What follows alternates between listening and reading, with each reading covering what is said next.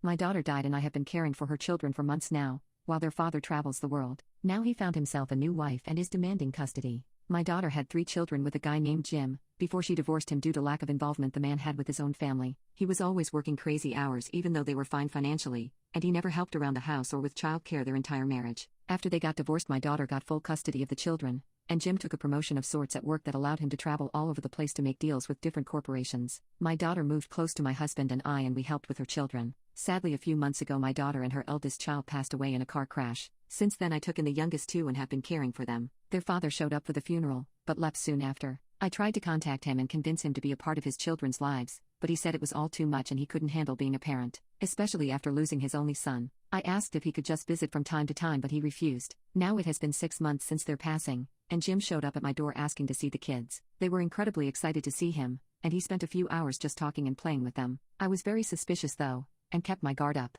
He asked to speak with my husband and I and told us he would be taking his children back now. My husband glared at him, while I laughed in his face. I said, "You must be joking. You can't actually expect to take the kids back in after all this time." He explained to us that he needed time to grieve. I told him he wasn't a part of their lives even before the deaths, but he said that was different. Now he knows how easy it is to lose everything, and said he wanted to have his children back with him. I told him I didn't believe a word he was saying, and asked why he really wanted the kids all of a sudden. That's when he pulled a ring out of his pocket and put it on his finger. My husband slammed his fist onto the table and walked away angrily, without saying a word. Jim told me that he had met a woman and they had gotten married. Now they are settling down, and she thinks it would be best for them if he gets his kids back. I said, "So you expect me to just hand over my grandchildren, so a woman I have never met can get to play mom?" He said she won't be playing the role, she will be their new mother, as the girls needed a mother figure. I forgot how to breathe for a moment when he said that. I couldn't believe how he would so easily replace my daughter and think nothing of it. How awful. I was just grateful my husband hadn't heard what he had said. I told him no, he would not be getting the kids back. He lost his chance a long time ago,